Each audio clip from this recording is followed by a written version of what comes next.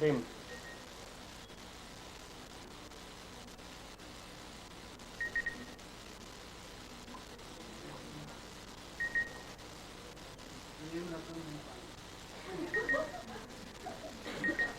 क्या करे, मैं अपने नाम रखा है भाई, क्या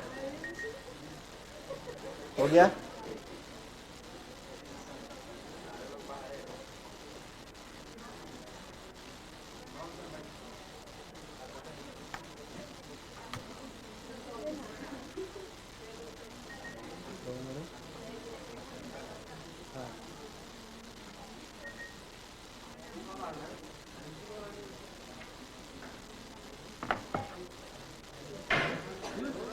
और दूसरी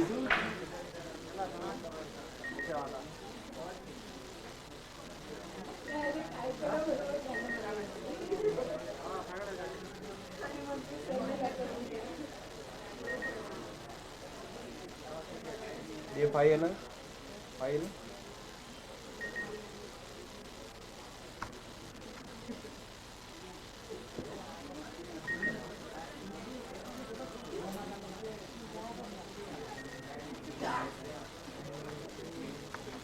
वो लाइव लाइव कर दिया क्या, लाइव कर दिया, वो लाइव किया।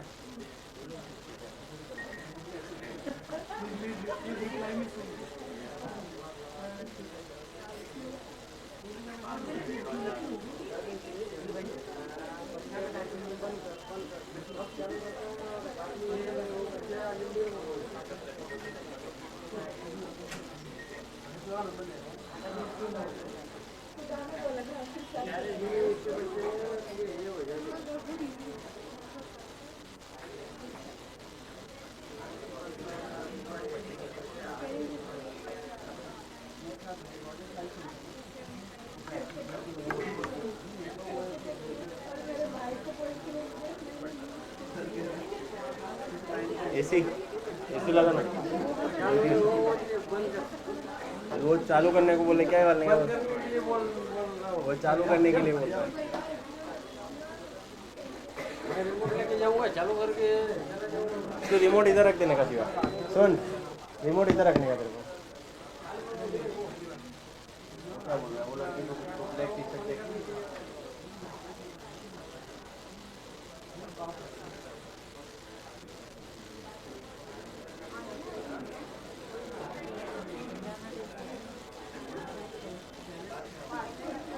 अरे कितना कॉफी पीते हो तुम लोग, कितना कॉफी, नशा है क्या तेरा?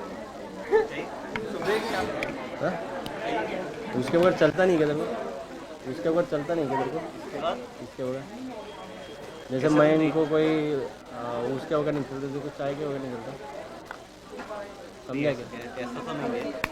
तुम लोग, तुम्हारा जो ग्रुप है अपना फाउंडेशन का, मैसेज डाल के रख देना कि ऑडिट एंड एसएम, जो ऑडिट वाले ऐसे में मैंने प्राइवेट में मैसेज किया था। हाँ प्राइवेट ठीक है, पर एसएम के लिए तुमने थोड़ी किया, ऑडिट के लिए किया ना, मैंने देखा वो मैसेज। एसएम के लिए बोले, एसएम के लिए भी ज्वाइन किया।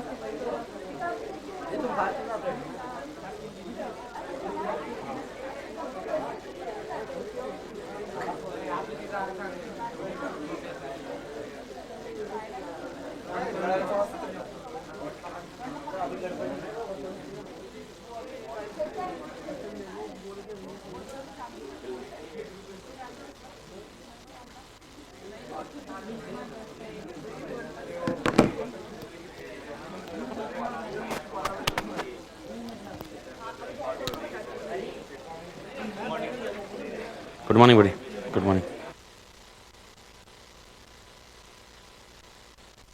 हेलो हेलो, ओके मालिक.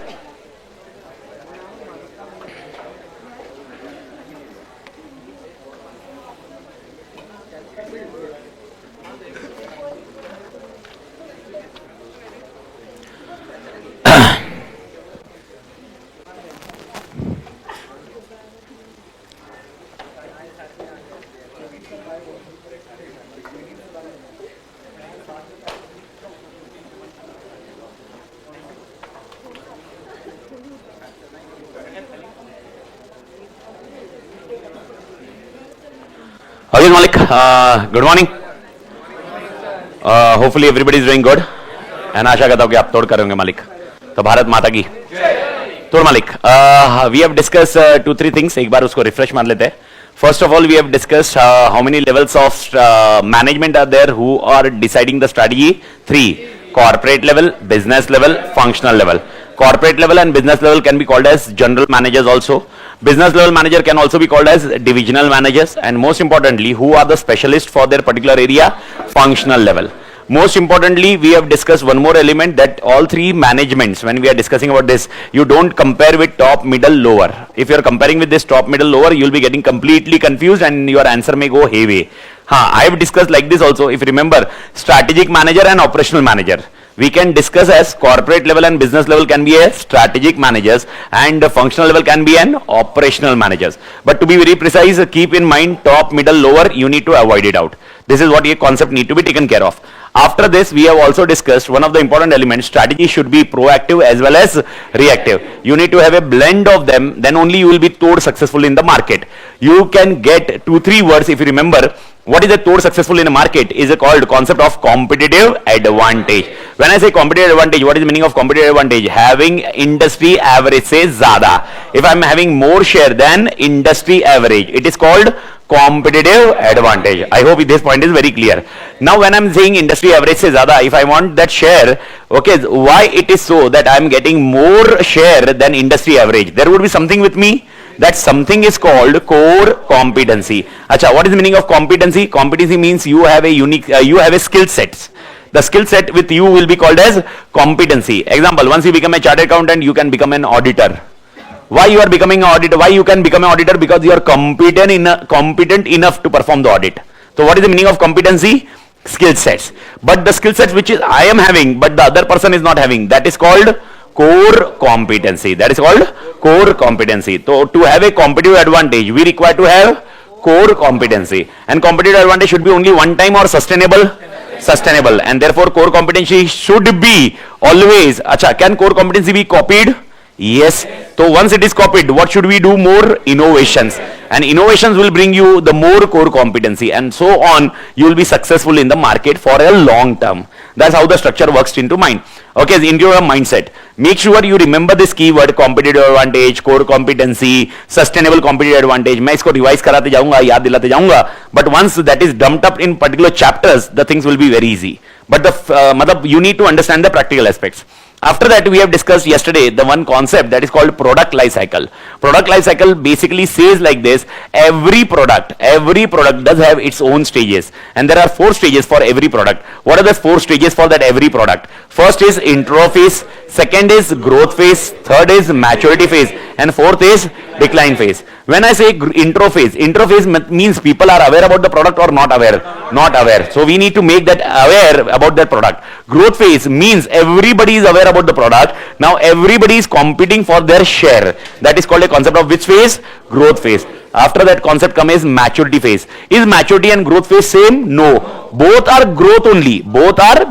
But one is fast growth, and one is modest growth. So where is modest growth or slow growth? Maturity. But where is the fast growth? Growth phase. I hope both are clear. Okay, in which market share dramatically will increase? Growth. Where market share will incrementally will increase? Maturity. But when the market share starts falling down, that phase comes is called decline phase. I hope everybody clear. Okay, क्या आपने कल इस point को read मारा था जो मैंने आपको बताया? तो क्या क्या कीवर्ड मार्क हुए अपन हाईलाइट कर लेते हैं एक बार. Okay, so first point. I hope everybody is on the particular page 3.2.17. 2.17 okay, and then I will be asking you a question about the strategy. अच्छा, एक one more recalling point. Do you remember the corporate level strategies? What are the corporate level strategies के name? Stability, expansion, retrenchment, and combination. Okay, so always combination will take it down. We'll discuss only 3-1. What are the 3-1? Stability, expansion, retrenchment. Combination you are aware, therefore I am ignoring that point. So in expansion, we have discussed 4 more examples as such. What are the 4 examples on day 1 we have discussed? Market penetration, market development, product development, and diversification. I hope everybody remember this one. ठीक है, चलो. First point, okay, I M on 2.17. इसके पहले वाला phase. अच्छा, इसके बाजू में आपने क्या लिखा? ये कौन सा आइटम में आया हुआ है? ये कौन सा आइटम के आरटीपीज में आया हुआ है? नहीं लिखा? कल बताया था ना आरटीपी का. Okay, RTP. अच्छा, कल नहीं लिखा था मैंने. हाँ, we have ended RTP November 23 and September 24. RTP November 23 and September 24. September 24 is also RTP, हाँ? This is RTP, दोनों टाइम RTP में आया है, एग्जाम में नहीं आया है. एग्जाम में आएगा तो I will not be using word RTP, I will be using a separate box inside it. So it is RTP November 23, September 24. Therefore, it becomes important question for January examination. In January, if the question comes, then it will be least important for May examinations. But in January, if this question does not comes, 101% May के लिए super LDR बन जाता. Okay, तो first point before गो, ये पंचायती अपन बाद में पढ़ते हैं, पहले आ जाते हैं फर्स्ट स्टेज पे. I want to discuss something. First stage, introduction phase. First word is what? Which growth? Slow sales. यानी सेल हो रहा है कि नहीं हो रहा है? ग्रोथ है कि नहीं है, बट स्लो है. Okay, slow sales in which competition is almost negligible. Prices are relatively. Why prices is high? Why prices high? We have discussed this point yesterday. Volume is not there, production is not there, experience is not there. जब तक experience ही नहीं आएगा, product का cost कम कैसे करेंगे? Okay, that is main part with respect to this point. After that, markets are limited. Why markets are limited? Because user is not aware. तो lack of awareness. Remember this, why I am emphasizing on each keyword MCQ. The blunder is about MCQ. देखो, theory होती तो theory में we would be remembering this words. Conceptually अपने को इसलिए समझना है बिकॉज एमसीक्यू आपको पीछे पड़ेगा और एमसीक्यू ब्लंडर है. And 7 MCQ and 1 MCQ, यानी total 8 MCQ will be there. Okay, in 7 MCQ, 2 marks के question, this औकात is there, this capacity, this competency and capability is there. So this concept is capable of coming for how much marks? 2 marks, not for 1 mark. Okay, so remember this one. Then growth in sales is at which rate? Lower rate because of lack of awareness. I hope ये point पूरा clear है. कोई भी doubt इसके लिए? My first question, cost क्यों आया? ये समझ में आया? मार्केट में अवेयरनेस क्यों नहीं है? क्योंकि प्रोडक्ट पहली बार आया है, पहली बार ही आया है, तो किसी को अवेयरनेस नहीं है. लेकिन what is the next phase? That is called second phase. What is that phase? Growth phase. तो ग्रोथ फेज का पॉइंट बताइए मेरे को. ग्रोथ स्टेज में विथ रैपिड मार्केट एक्सेप्टेंस. अब मेरे को बताओ, ग्लास का मास्क, क्या उसका ग्रोथ फेज आया? क्यों नहीं आया? यही नहीं हुआ ना, मार्केट एक्सेप्टेंस ही नहीं हुआ ना. Why market acceptance was not done by for that particular product?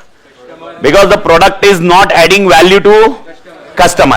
So product is unique, fair enough, but at the same time it should add value to the customer. If it is not adding value to the customer, it will be of no use. Okay. Next point, in growth phase, the demand expands rapidly. Price falls. Why price fall? Demand बढ़ा, volume बढ़ा, production बढ़ा, cost per unit कम हुआ because of experience curve. The next concept we'll discuss it. Okay. After that, competition increases. Reason simple है, demand बढ़ेगा तो लोग भी enter होंगे ना नए नए. And after that, market expands. The customer has knowledge about the product and shows interest.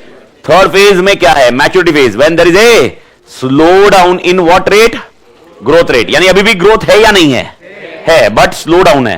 Competition gets tough. मेरे को बताओ, यहाँ पर competition get tough and यहाँ पर लिखा था competition increases. दोनों में difference क्या है? नंबर में बढ़ता है.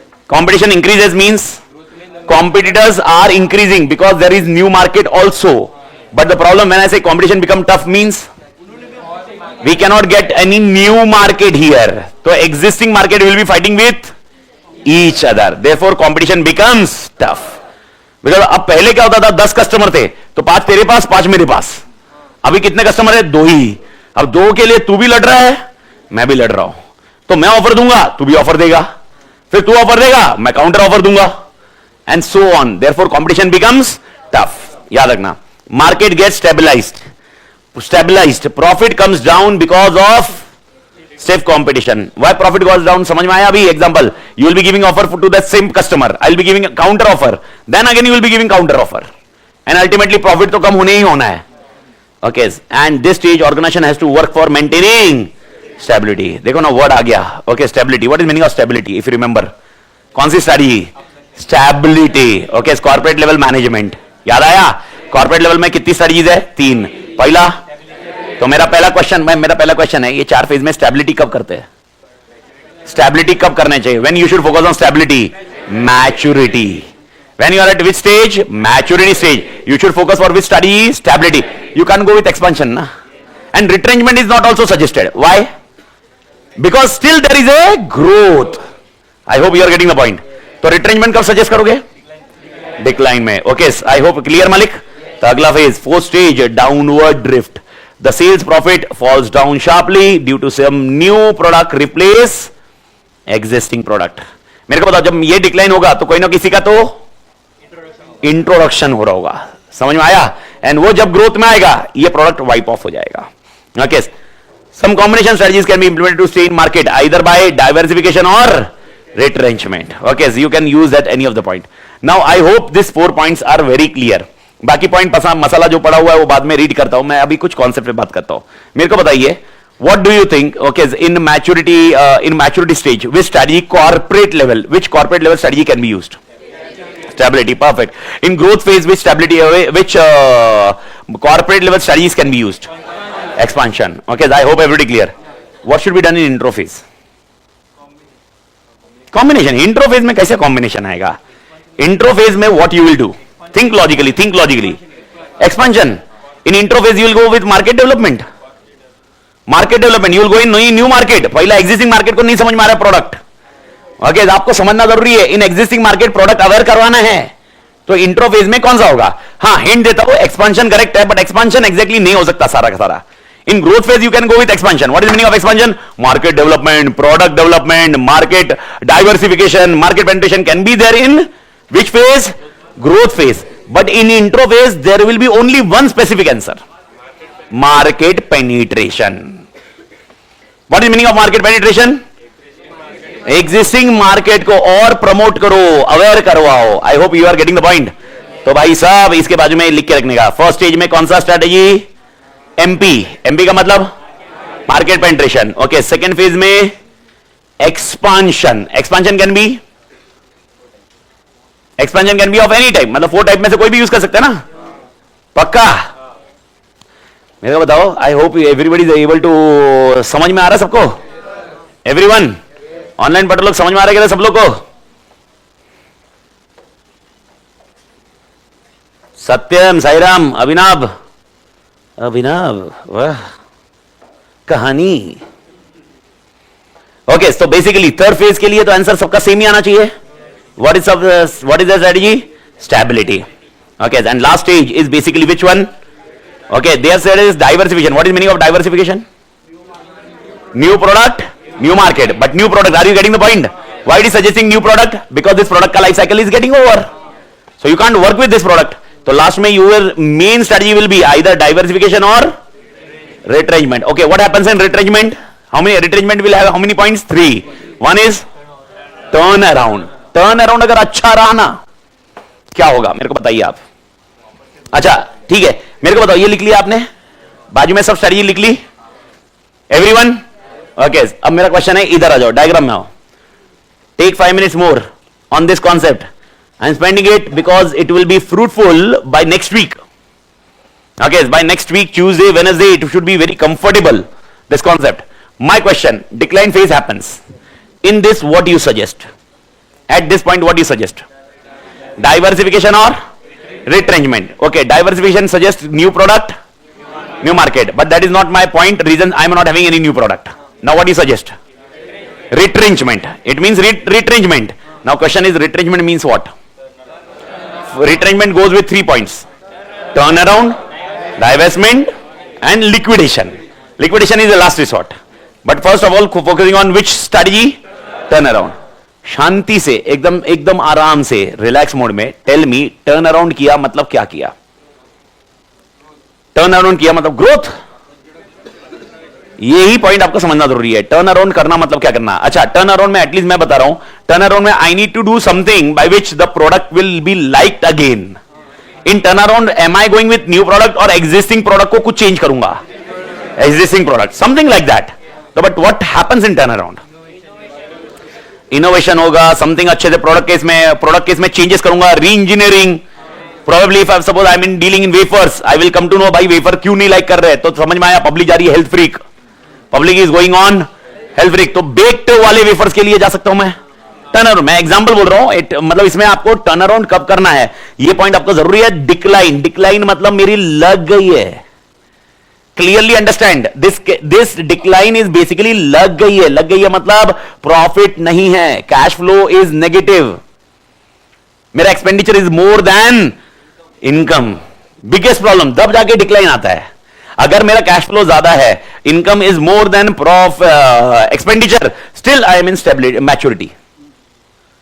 बट वंस इनकम, तो when decline phase comes my income goes down and what increases, expense. तो in this case turn around comes into picture. Turn around में और फैक्टर्स रहेंगे which will discuss in next week, but right now एक concept मेरे को बताओ। Turn around किया, मैं बोल रहा हूं टर्न अराउंड इज सक्सेसफुल, तो what does it happen, how ये चार्ट कैसे आगे कैसे जाएगा। नहीं, मार्केट पेनिट्रेशन उसकी बात करेंगे अपन, बट मैं बोल रहा हूं ये कैसे चार्ट कैसे आगे बढ़ेगा। क्या ये सीधा अगले दिन से ऐसा होगा? तो मेरे को कैसे मालूम पड़ेगा टर्न अराउंड सक्सेसफुल हुआ है कि नहीं हुआ है? इसको आप ध्यान में रखना, please make it sure you understand this. जब ये डिक्लाइन फेज को मैं स्टेबल बना दूं, डिक्लाइन फेज को, तो मेरे को समझ में आएगा टर्न अराउंड इज सक्सेसफुल। नहीं समझा? टर्न अराउंड सक्सेसफुल कब है, कब समझेगा? जब डाउनवर्ड और डाउन नहीं हो रहा है, उस पर अटक गया। आई होप समझ में आया। एंड ये हुआ, इसका मतलब मेरा टर्न अराउंड सक्सेसफुल। और अब मेरे को बताओ, अगर ये स्टेबल आ गया, अब मुझे ग्रो करना है वापस, मैं क्या करूंगा? Studies expansion. तो अगर ये स्टेबिलिटी लाना is a task of turn around. Turn around का मेन टास्क क्या होगा? मतलब वापस नीचे जाने के बाद रोक देना। आप अगर बोल रहे हो सर ये वापस ऐसा होना, ये वापस है ना टर्न अराउंड एकदम लास्ट में होगा, पर पहले एक बार मेरे को है ना स्टेबल पॉइंट पे, तब जाके समझेगा। और अगर बाय चांस टर्न अराउंड करने के बाद भी if this is not happening and it is going still down, it means turn around is not successful. Turn around is means now you are aware that product will never be liked. So in that case what should be done? Retrenchment. Turn around भी retrenchment ही है। What should be done? Retrenchment. अबे तो retrenchment ही है turn around. In turnaround, divestment, but divestment is possible only if you have a other unit or other products, na? If I'm not having other products, then liquidation. That's your choices. I hope everybody clear, Malik. पक्का समझा? तो मेरे ख्याल से आपको ये समझ में आ रहा होगा कि प्रोडक्ट लाइफ साइकिल नीचे जाने के बाद जब मैं टर्न अराउंड करूंगा या डाइवेस्टमेंट करूंगा तो कैसी कहानी बढ़ती जाएगी, ग्राफ कैसे बढ़ते जाएगा, ये याद रखना, अगले इसमें स्टेजेस में काम आएगा। But before that, okay, any doubt with this? At least ये 4 पॉइंट्स आपको ये समझ में आया? पक्का? एक बार बैठ जा, ठंडी ठंडी ना, एसी एसी ना, हाँ नहीं समझा? हाँ, बाकी क्लास में कुछ हो ना हो, एसी का इफेक्ट इज कांस्टेंट। एसी के इर्द गिर्द बैठे वाले लोग और जो एसी के दूर बैठे हुए तो फैक्टर्स है। But briefly, okay, this is called product life cycle. This concept can be also applicable to business also. Example, similarly how product ka growth phase goes on, how it goes on decline, similarly the concept is applicable to business also. Business can also have the same phases. Business I'm saying, not product. I'm discussing about business. Business can also grow with introduction, then grow with growth, maturity and decline. Again, if you don't do anything, the business will go down. This is how concept applies for product life cycle. इसको पढ़ के खत्म करो एक बार. Nothing to be marked, but just read it once. An important choice is a concept in which word? Strategic choice. Which is strategic choice is your chapter 4th. Strategic choice is basically chapter 4th. Okay, important concept in strategic choice is the product life cycle. It is useful concept for guiding strategic choice. Guiding. समझ में आ रहा है? Strategic choice में guide करेगा. Essentially, product life cycle is a S-shaped curve which exhibits the relationship between sales with respect to time for the product that passes through 4 successive stages. You are already aware. If businesses are substituted, ये line अगर आप देखोगे, business are substituted for product, the concept of PLC could work just as well. Yani this concept is also applicable to business. Done, Malik? Everybody? Perfect. Okay. After that, okay, come to the next part after diagram. What is an advantage of PLC? Acha, if suppose in examination you get a question on PLC, directly a question on PLC, what answer you will write?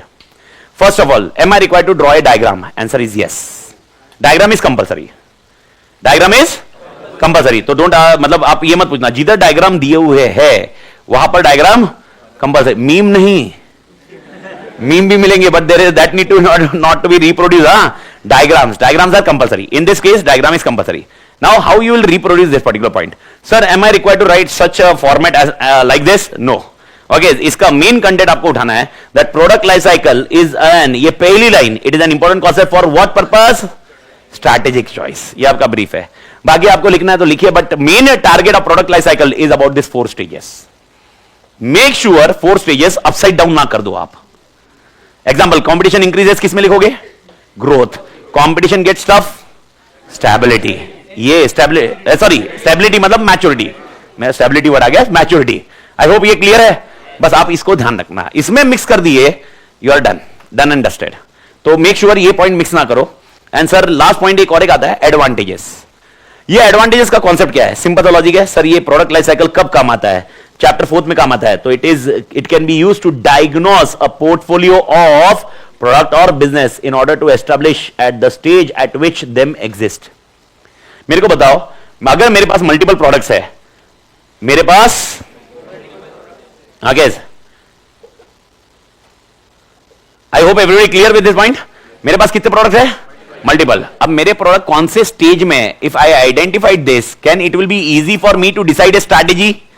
Example, if one of the product in maturity phase and if one of the product in growth phase, if one of the product is in decline phase, now can I decide the strategy on the basis of this life cycle? Help me out. The product which is in maturity phase, I should decide the strategy. Stability. Which is in growth phase? Expansion. In expansion I can decide market, जो भी रहेगा. In decline I can decide about retrenchment. This is how this will start, this particular life cycle helps. तो अगर कोई बोलता है भाई product life cycle में क्यों डालना चाहिए, what is the background, what is the reason why should we fit our product in this life cycle? Because it will help to assist in deciding strategy. बहुत सारे चॉइसेस है strategies के, लेकिन कौन सी स्ट्रैटेजी? तो this particular life cycle will help you in deciding the strategy. That is your particular point. Particular attention to be paid on the businesses that are in which stage? Declining. यानी आपको समझेगा भाई ये जो declining stage पे है उसके ऊपर ध्यान देना जरूरी है. And the last concept, depending on diagnosis, क्या है? Appropriate strategy choices can be made. तो मेरे को बताओ, अगर आप देखोगे ये 3-4 लाइन का एडवांटेज लिखा हुआ है, इसका कंक्लूडिंग पॉइंट एक ही है. Whatever you read this particular point, what is the concluding point of this part? It will help in deciding strategy. It will help in deciding strategy. And ज्यादा ध्यान किस पे देना होगा? कौन से फेज पे? डिक्लाइन. बस वही तो लिखा हुआ है मालिक. That's what is structure. Okay. MCQ के बुकलेट में आपको इसके ऊपर मल्टीपल MCQ मिलेंगे. We'll be having a multiple MCQ in compiler also. You'll be having multiple MCQ based on integrated case studies also. But just make sure you understand very clearly. Once we complete this particular point, a 4th chapter, okay, and we enter into business level strategies. Which strategies? You need to try to integrate both of them. I'm telling you, chapter 1, makhan. Chapter 2, makhan. Chapter 3 का E3A, makhan. 3 का 3B, conceptually you will think very easy, but it will be difficult while cracking the questions. Difficult while cracking the question. 4th, conceptually very easy, will be finding difficult while cracking the questions. So 3B and 4th will be difficult in cracking the questions. 5, it's a voluminous chapter. तो 5 में है ना problem है volume का. 1, 2, 3, 4 में volume is not a problem. तो 1, 2, 3, 4 याद रखना आसान रहेगा, रिवाइज करना आसान रहेगा. फिर रिवाइज करना मुश्किल होगा. Example, if current revision which is going on, मेरी अभी रात को एग्जिस्टिंग स्टूडेंट के साथ जो रिवीजन चल रहा है, okay, almost all chapter has been done in 1 lecture of 2 hours. ये डिटेल रिवीजन की बात कर रहा हूं मैं, जो जूम सेशन पे लेता हूं. यानी आपका भी होगा जब मे का एग्जाम आएगा, जो अपनी ग्रुप है, व्हाट्सएप ग्रुप है, उस पर आपको जूम की लिंक आएगी, उस पर अपन इंटरेक्ट करेंगे. That zoom revision will be there. Okay, और ये फिर यूट्यूब पे जाएगा 15-20 दिन के बाद. That's how the things happen. तो 2 घंटा हर चैप्टर को लगता है. कौन से चैप्टर को? चैप्टर 1, 2, 3, 4. 4 को तो 2 घंटा भी टोटल नहीं लगता. पर टेक्निकली ये 2-2 घंटे की सेशन ये है, चैप्टर 5 को 4 घंटे। पर ये कौन से रिवीजन की बात कर रहा हूं मैं? डिटेल। देखो अलग अलग फॉर्मेट ऑफ रिवीजन है, but what I want to convince you is that which is voluminous chapter? Chapter 5। And in that chapter we need to manage the things very fairly, but 2 chapters will be where questions will be very confusing, and one will be 3B and 4, and I can bet, मतलब अपन ये शर्त लगाते हैं आज, and approximately we can discuss this on 25th December almost on Christmas. Okay, मैं आपको question ऐसे दूंगा, मतलब जबकि उसके पहले ये चैप्टर्स हो गए होंगे, after that also I am giving 10 days time, मतलब 15-16 तक मेरे ये कॉन्सेप्ट खत्म हो जाता है चैप्टर 4 का, उसके बाद 3B का, आई am telling you after that also I am giving 7 to 8 days time, और उसके बाद भी मैंने अगर क्वेश्चन फेंका, आई एम बेट ओके इसके आप है ना, ये क्वेश्चन की जगह ये चैप्टर की जगह ये चैप्टर रहेगा, ये एप्लीकेबिलिटी है, तो इसको बहुत थरोली समझना पड़ेगा, बाकी और कुछ भी नहीं है। It's only about understanding and then it require the practice of questions. जितने ज्यादा क्वेश्चंस करोगे उतना जल्दी इजीली क्रैक होते जाएगा, कॉन्सेप्ट समझ में आते जाएगा। तो इसीलिए जब भी मैं कोई एग्जांपल दूं आपके साथ में, please remember the examples thoroughly. और उसके लिए बेस्ट एग्जांपल है, जब अपन लिखेंगे तो मैं हर टाइम ओफू लिखते जाऊंगा। What is an OFU? Only for understanding. ये अपने को एग्जाम में लिखना, लेकिन ये आपको पढ़ते वक्त जो क्वेश्चंस क्रैक करने के लिए बेस है ना, वो ओफू ही रहेगा। तो चैप्टर 4 और 3B में मैक्सिमम क्या आना चाहिए? ओफू। जितना आप ओफू लिखोगे, ओफू समझोगे, उतना अच्छा रहेगा। तो प्रोडक्ट लाइफ साइकिल के ऊपर पहला कॉन्सेप्ट अपन ने बेस रेडी कर दिया, और एक concept which is required is called experience curve. What is N experience curve? Experience curve is basically a learning effect. अब मेरे को बताओ, जब पहली बार आप एसएम पढ़ोगे, आपको एक एक्स अमाउंट ऑफ टाइम लगेगा। When you read it second time, will it require the same X और it will be less than X? Okay, I am not discussing how much less than X, but it will be less than X ना। When you reading third time, less than X second वाला। Okay, when you are doing 10 time, बहुत कम time लगेगा। देखो, 0 कभी नहीं लगेगा, ऐसा मत बोलना। Okay, but there will be reduction in time and one point of time it will be an appropriate time. Okay, technically speaking, मेरे ख्याल से you are already aware about spiral binding concept, आपकी कॉस्टिंग की book. Okay, spiral binding है। अब आप ये समझिए, to do that spiral binding, अगर मैंने वो बुक निकाली और स्पाइरल बाइंडिंग आपने मेरे को करने को दिया, कम से कम, okay, being highly qualified person, I am a CA, CS, CISA, DISA, BCCB, CISM, BCC, MBA, 8 qualifications against my name. Okay, और अगर मेरे को आपने करने दिया, मेरे को कम से कम 5 से 7 मिनट जाएगा वो स्पाइरल बाइंडिंग करने को। And the person who may not be 10th clear also, sitting niche in the shop, will be doing in a fraction of seconds, not even a minute. What I'm saying? Seconds. भाई साहब, he is not qualified. 10th पास भी नहीं रहेगा।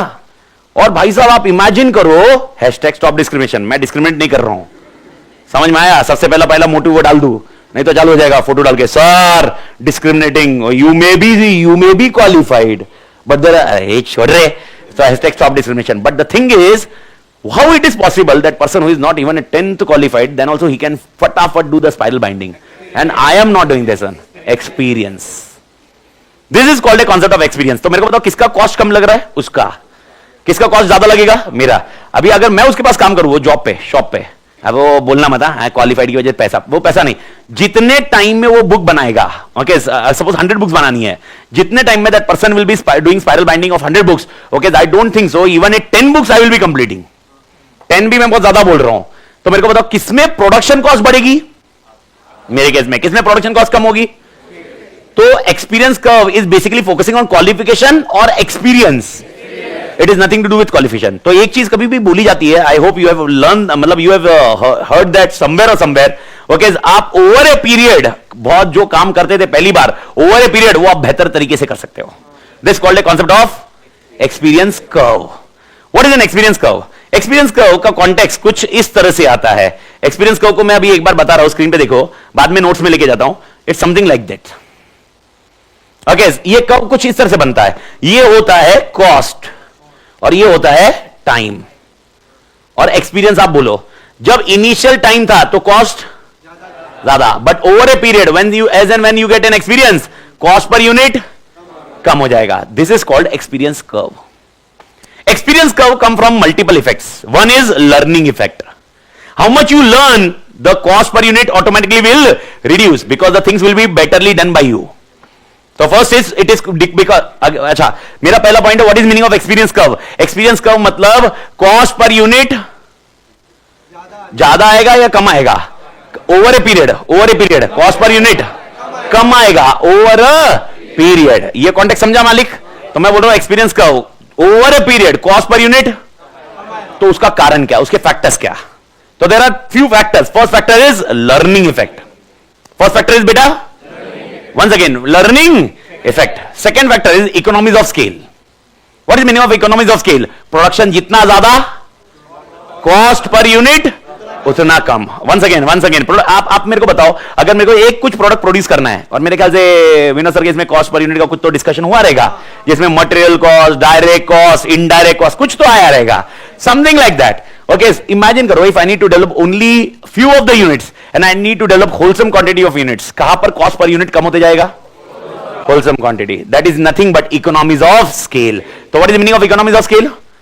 Economies of scale, volume increases, cost decreases. Volume increases, cost. I am not discussing price, I am discussing cost. I hope everybody clear, Malik. First point. Okay, once again, what is meaning of experience curve?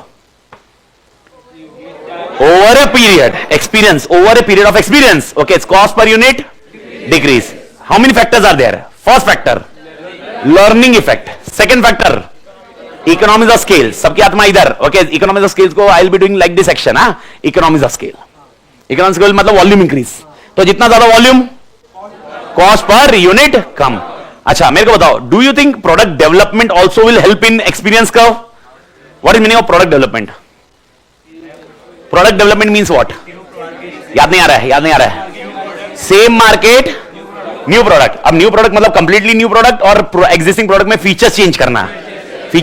अब features change करके हम वो product को और बेहतर बनाते ना. तो इसका मतलब ये क्यों आता है बेहतर बनाने का? Experience curve. तो जितना ज्यादा एक्सपीरियंस आएगा तो उसका एक रीजन क्या है, उसका एक फैक्टर क्या है, that is called product development. और may be probably one more concept can be called as technology innovations. Technology. तो help me out. Nowadays to produce something compare to 20 years back, compare to 20 years back the things were done manually. Nowadays the things are done manually or automation. Now tell me, because of automation cost per unit, that's how experience curve comes into picture. Experience curve is also called as learning effect. Experience curve is basically with whom? Large companies. Small companies के लिए experience curve नहीं रहेगा. क्यों? छोटी companies के लिए experience curve का effect बहुत कम रहता है, बड़ी कंपनी के लिए experience curve का इफेक्ट बहुत ज्यादा होता है. Economies of scale. Small companies के पास इकोनॉमीज ऑफ स्केल मिलना मुश्किल है, लेकिन बड़ी कंपनी के पास इकोनॉमीज ऑफ स्केल मिलना आसान. And because of that they can have a CA, chartered accountant नहीं. Yesterday one word, today morning also one discuss one word, competitive advantage. Now this experience curve is also a competitive advantage because of cost per unit. तो अब मेरे को बताओ, okay, business level strategies. Business level strategies. Three. Cost leader, differentiation, focus. So help me out in these three strategies. Which is the strategy? Okay, where experience curve will required? Cost leader. If your strategy is to become a cost leader, which effect comes into picture? Experience curve. Bharat माता की जय. I hope you are clear with this point, Malik. पक्का? Experience का समझा? अच्छा, experience curve के 4 factors बताइए. What are the 4 factors? First point, learning effect. Second, economies of scale. Third, product development. And fourth is technology innovations. Technology innovation. Again, please make it sure, my friends, okay, when I say technology innovation, it does not mean tech IT. This I made you clear yesterday. So when I say technology innovation, मतलब product में कुछ नया innovation, base में innovation. Okay, तो I hope ये point clear है. ठीक है, थोड़ा सा आगे के पेज पे जाते हैं मालिक. Come to the page number 2.28. 2.28 पे आए. 2.28 मिला मालिक? ओके सर, एक्सपीरियंस कर्व अभी तक एग्जाम में एक बार भी नहीं आया हुआ है. Not even asked single time. Okay, this has been asked only once in RTP, and that also new syllabus RTP, and that is RTP May 24. सितंबर 24 में के एग्जामिनेशन में भी नहीं आया हुआ है। तो ये अभी तक कितनी बार आया है? एक बार। और कौन से सिलेबस में? कौन से सिलेबस, न्यू या ओल्ड? न्यू। आरटीपी में। ये क्या हो रहा है भाई, मैं लिख भी नहीं रहा तो भी तो क्यों लिख रहा है अपने आप? आरटीपी आखिरी बार, नहीं तो टूट जाएगा।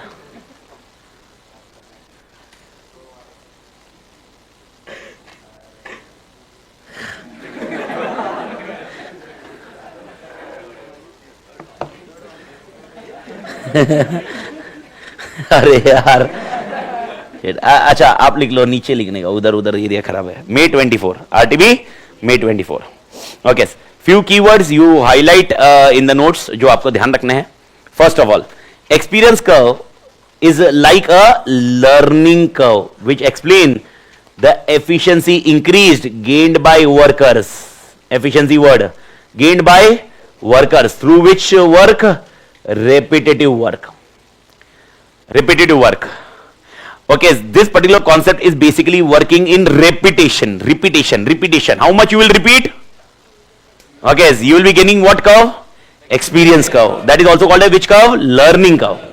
Experience curve is based on the commonly observed phenomenon that unit cost decline as firm accumulates experience in terms of cumulative volume of production. ये समझ में आया? कॉस्ट पर यूनिट क्या होता जाएगा? कम होता जाएगा compare to volume of production. तो जितना ज्यादा प्रोडक्शन बढ़ाओगे उतना कॉस्ट कम होगा। ओके, तो इसीलिए बड़ी फर्म को ज्यादा इसका बेनिफिट मिलता है, छोटी फर्म को नहीं मिलता। क्यों? इकोनॉमिक्स ऑफ स्केल, वॉल्यूम ज्यादा रहता है उनके पास। It is based on concept we learn as we grow. ठीक है, द इंप्लीकेशन इज, ये भी हाईलाइट कर लीजिए, the implication is that larger firm in industry would tend to have lower unit cost as compared to those of smaller company। and उनके लिए कौन सा एडवांटेज आएगा? उनको सीए कभी भी याद रखने का, कॉम्पिटिटिव एडवांटेज। उन्होंने लिखा हुआ है कॉम्पिटिटिव कॉस्ट एडवांटेज, ठीक है, but competitive advantage in terms of cost. That's how the concept comes into picture. Competitive advantage in terms of, तो मेरे को बताओ जिनको ये बेनिफिट मिला है उनकी स्ट्रैटेजीज मार्केट में क्या होती है? Those who have received this benefit of experience curve, the strategy in the market will be cost leader. Okay, the person who is doing in differentiation is never interested in experience curve. अच्छा, what is the differentiation? If you remember, okay, सबसे सस्ता या सबसे अलग? तो मेरे को बताओ सबसे अलग करने के लिए कॉस्ट पे ध्यान देना पड़ेगा क्या? एक्सपीरियंस भी काम नहीं आता, उसको बार बार इनोवेशंस करने पड़ते हैं। Okay, remember that. तो जब मैं बोल रहा हूं differentiation, experience curve is never an advantage for them, but for cost leader experience curve है। ठीक है, मैं बोल रहा हूं एकदम अच्छे से, बिकॉज मैं स्टेबिलिटी वगैरह के साथ लिंक करूंगा। Once I complete, you tell me, you will be telling me answer. Experience curve result from variety of factors. How many factors are there? Highlight कर लीजिए उसको। Learning effect, economies, product, technological improvement. पर कौन से area में? Production के area में। कौन से एरिया में? प्रोडक्शन। तो चार वर्ड्स क्लियर है मालिक? Okay, experience curve has following features, this need to be ratified. Ratified मतलब आपको याद रखना चाहिए, ये और ये दो पोर्शन आपने याद रखना चाहिए भाई साहब। This two things need to be remembered whenever I will be doing revision. How many things will remember और रिकॉल और revise again and again? This 2 points. मैं हमेशा आपसे पूछूंगा एक्सपीरियंस कर्व कौन से एरियाज में, कौन से फैक्टर्स की वजह से आता है? तो आंसर विल बी 4। और एक्सपीरियंस कर्व के फीचर्स क्या है? कितने फीचर्स रहेंगे? 3। इजी है, सारे के सारे डिस्कस है। पहला, a business organisation grow they gain experience. तो पहला पॉइंट, वो जैसे ग्रो होंगे एक्सपीरियंस आएगा। एक्सपीरियंस कर्व में provide advantage over competition, CA competitive advantage. Okay, अब ये एक ध्यान रखना, एक वर्ड लिया इन्होंने, experience is a key barrier to entry. What does it mean? It is a key barrier to the entry. New जो कॉम्पिटिटर आना चाहते होंगे वो आ नहीं पाएंगे। क्यों? एक्सपीरियंस कर्व नहीं, उतना सस्ता नहीं दे पाएंगे ना। Suppose I am already an having an experience curve and I am delivering in the सस्ता market where my cost per unit is less, तो my price is very less. Price is, I hope ये point समझ में आ रहा है।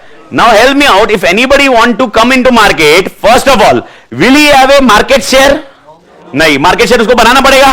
तो starting में उसका प्रोडक्शन वॉल्यूम ज्यादा होगा या कम होगा? कम होगा। अब कम होगा उसका कॉस्ट पर यूनिट, ओके, कहां से कंपीट करेगा? लेकिन याद रखना ये सिर्फ और सिर्फ प्राइस सेंसिटिव मार्केट में चलता है। कौन से मार्केट में? जहां पर बायर इज प्राइस सेंसिटिव। अब जैगुआर में ये नहीं बोल पाओगे। ओके, आप ऐसा नहीं बोलोगे जैगुआर में एक्सपीरियंस को cost per unit it is a barrier. Jaguar में cost per unit is not a barrier, Jaguar में brand is a barrier. Differentiation, तो make it sure it's a barrier only in which market? Price sensitive. दिमाग चल रहा है ना मालिक? तो प्राइस सेंसिटिव मार्केट में ध्यान रखने का। एंड तीसरा पॉइंट आपके साथ ऑलरेडी डिस्कस है, large and successful organisation pose a stronger experience effect. तो 3 कीवर्ड कैसे रटोगे? सबसे पहला ऑर्गेनाइजेशन ग्रो, एक्सपीरियंस बढ़ेगा। नेक्स्ट उसको क्या आएगा? Advantage. And third, okay, which organisation will be getting this advantage? Large and successful. Am I required to draw the diagram? Yes. Okay, मिला क्या मालिक? डायग्राम मिला? डायग्राम कर्व समझ में आ गया? तो डायग्राम में एक साइड में है cost per unit and one side is cumulative production in units और टाइम। जैसे जैसे टाइम बढ़ेगा प्रोडक्शन ज्यादा बढ़ेगा, आपका कॉन्सेप्ट बढ़ते जाएगा। भारत माता की तोड़ मालिक। I hope this things are clear at your end which can be the base for our next concepts. Okay, तो ये तो ठीक है। लास्ट लाइन भी हाईलाइट कर दो, as business grows it understand the complexity and benefits of its experience. The concept of experience curve is relevant for number of areas in strategic management. याद रहा तो ठीक, नहीं लिखा तो भी कोई टेंशन नहीं। नॉट ए बिग डील, मतलब it is not a compulsion concept to be remembered. तो पंटर लोग, ऑनलाइन पंटर लोग, everybody, I hope this things are clear at your end. Any doubt message करिए, बट मेरे को पहले बताइए क्या दोनों कॉन्सेप्ट अभी दिमाग में बैठे हुए हैं? What are the two concepts which we have discussed first? Product life cycle and experience curve. So my first question comes is the basic strategy that is called stability strategy. And we are shifting now into which chapter? Chapter 4th. Chapter 4th is your starting chapter to complete. तो सबसे पहले अपन कौन सा chapter complete करेंगे? 4th. अभी पूरा complete chapter 4th पे stick रहेंगे। चैप्टर 4th पे रहेंगे, लेकिन चैप्टर 4th के लिए जो जो बेसिस है we have already discussed. तो chapter 4th will be focusing on corporate level strategies. Chapter 4th corporate level studies में टोटल 4 स्टडीज है, जिसमें से 4 स्टडीज में से पहली 3 स्टडीज आपके लिए तोड़ है, चौथी वाली तो कॉम्बिनेशन ही है। पहले 3 का नाम है आपके लिए स्टेबिलिटी, एक्सपांशन। इन तीनों में से भी 70% पोर्शन एक्सपांशन में गया हुआ है। 70% पोर्शन किसमें है? एंड मेरे ख्याल से I do think everybody would agree, okay, stability, expansion and retrenchment, तीनों में से बेस्ट स्ट्रेटजी कौन सी है? अट्रैक्टिव स्ट्रेटजी कौन सी है? प्राइड देने वाली स्ट्रेटजी कौन सी है? अभी इमेजिन करो किसी ने पूछा तुम कौन सी स्ट्रेटजी यूज कर रहे हो? स्टेबिलिटी यूज कर रहा हूं। ठीक है यार, मजा नहीं है ना? अरे एक्सपांशन कर रहा हूं, मार्केट कैप्चर कर रहा हूं।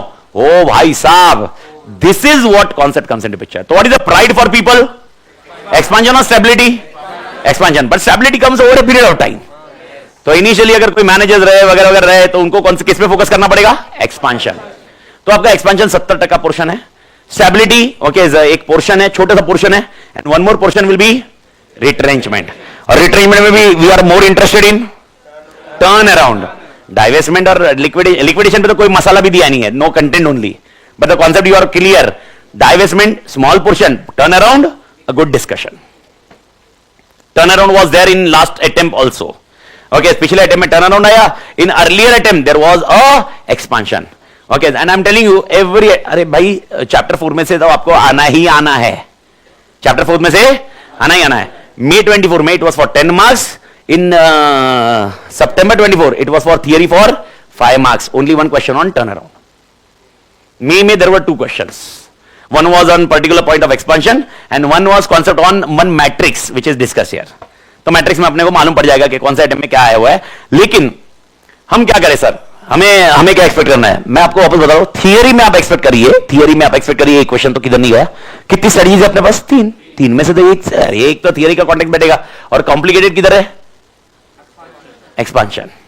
Okay, will discuss on that. First अपना स्टेबिलिटी स्ट्रेटजी चलते हैं। तो एवरीबडी विथ मी नाउ, ठीक है। चैप्टर 4 के पहले 2 पेज छोड़ दोगे, आप स्टेबिलिटी स्ट्रेटजी पे टिके रहोगे। पहले 2 पेज सर कब पढ़ने हैं बताऊंगा मैं, मेरे साथ ये सब डिस्कस्ड है, बस वो 2 पेज को फिट कब करना है वो मेरे पर छोड़ो। तो आप डायरेक्टली कौन से पेज पे आओगे? चैप्टर 4 के स्टेबिलिटी लिखा होगा ना, उधर आओगे। और अभी नोट्स में कुछ देखोगे नहीं, page number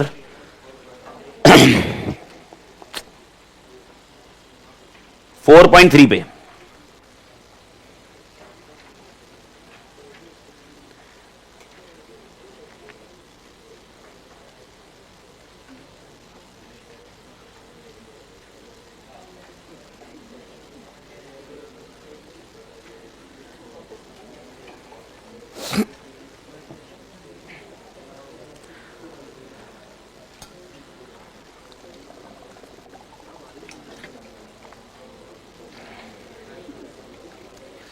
Okay, sir.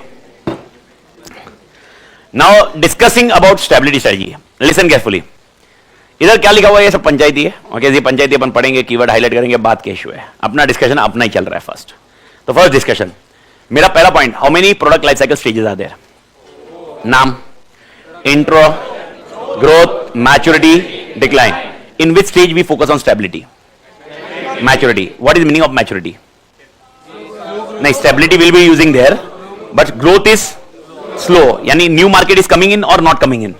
Not coming in. तो यानी स्टेबिलिटी कब करना है? जब एनवायरमेंट में और मार्केट बचा है या मार्केट खत्म हो चुका है? तो मेरे को बताओ, एनवायरमेंट स्टैटिक है या डायनामिक है? एनवायरमेंट डायनामिक है. डायनामिक है तो स्टेबिलिटी काम कर पाएगा क्या? डायनामिक मतलब बार बार चेंज हो रहा है. बार बार चेंज हो रहा है तो स्टेबिलिटी कभी काम नहीं करता. तो मेरे को बताओ, स्टेबिलिटी को काम करवाने के लिए we should require environment should be static, मतलब relatively static. I hope you are getting the point. अगर एनवायरमेंट में अभी भी बार बार चेंजेस हो रहे हैं, listen carefully, if there is changes taking place in environment more frequently, stability is never suggested. Stability is never suggested. So to use the stability, first of all you need to understand environment is relatively static or stable. Environment is relatively, then only I can use the stability. First concept, keep in mind. Second, in stability I am focusing on existing market and existing product. Once again, existing market and existing product. Had you heard this word earlier also in one of the strategy? Existing market, existing product. In which strategy? Market penetration. So what is the difference between market penetration and stability then? Because both are having the concept same. Existing market, existing product. Existing market, existing product. So what is the difference between both of the strategy when I am saying market penetration, which is also having existing market and existing product, and stability having existing market, existing product? In market penetration कुछ ऐसा mix हो रहा है, समझ में नहीं आ रहा है. एक कोई बताएगा मेरे को? ये चल रहा है क्या? सुबह चला गया? यूज ही नहीं किया. Hello hello hello hello hello hello hello hello hello hello hello hello hello. कब इधर उधर चाहता है कोई? इंडिविजुअली मेरे को बताओ, एग्जिस्टिंग मार्केट, एग्जिस्टिंग प्रोडक्ट में, okay, why, what is the difference between stability and expansion? पहला वो बेस रेडी करते हैं. स्टेबिलिटी में, अच्छा, मार्केट पेनिट्रेशन में मार्केट इज व्हाट? न्यू और existing? Product existing. This is fixed na? Okay, now in stability also the same concept works. Market is existing, product is, I hope जेब क्या मालिक है. तो पर दोनों में डिफरेंस क्या है फिर? मार्केट दोनों में डिफरेंस क्या है? स्टेबिलिटी एंड प्रोडक्शन में, स्टेबिलिटी एंड एक्सपेंशन में डिफरेंस क्या रहेगा? Sir, in expansion we try to increase our market share. Increase the market share. And in stability we try to maintain our market share. That is a big difference. One is maintenance of market share and one is increase of market share. Okay, so my question again going on flow with flow. तो second question मेरा इसके बाद related question आता है, इसका मतलब stability में growth है ही नहीं क्या? स्टेबिलिटी में ग्रोथ है ही नहीं क्या?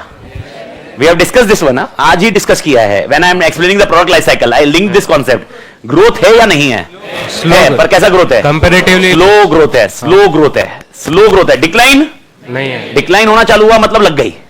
तो don't use stability when there is a decline. If there is a slow growth you can go with stability, but if there is a good growth in market you can use expansion. I hope everybody clear? ठीक है. More concern, you may have wordings like this also. In stability we can have related market also, we can have related products also. यानी example ऐसा हो सकता है, same market same product, existing market existing product भी हो सकता है, but related market भी रह सकता है. रिलेटेड मतलब बहुत ज्यादा डिफरेंस नहीं, near about, resembling with that product can be also be used in stability strategy. लेकिन सबसे बेहतरीन कॉन्सेप्ट क्या है? Okay, the word which has been used is maintaining the share. My question, maintaining the share, I don't want a new share now. I don't want a new share. I want to just maintain my share. Please understand, I just want to maintain my share. Does it mean that I'll be doing nothing? So what exactly I'll be doing then? In stability, what exactly I'll be doing? मैं समझ गया, मैं आप बोल रहे हो सब कुछ समझ गया, मैं मेंटेनिंग हो गया, मैंने आपको समझा दिया, बट एग्जैक्टली कर क्या रहा हूं फिर? स्टेबिलिटी, स्टेबिलिटी कर, अच्छा मैं स्टेबिलिटी स्ट्रेटजी यूज कर रहा हूं, कर क्या रहा हूं फिर? मैं मेंटेन कर रहा हूं, मैं समझा, कंप्यूटर पे ध्यान दे रहा हूं, कंप्यूटर पे ध्यान दे रहा हूं. ओके, बैरियर क्रिएट कर रहा हूं. बैरियर कब क्रिएट कर सकते हैं? ड्यूरिंग स्टेबिलिटी और एक्सपांशन? एक्सपांशन। स्टेबिलिटी में बैरियर का जरूरत ही नहीं है, कोई आएगा ही नहीं क्योंकि मार्केट ही नहीं है। अरे आपको मालूम है ना, कंपटीशन गेट टफ्स। ओके, तो उसके अंदर नया वाला आना बहुत मुश्किल है। नए वाले किधर घुसते?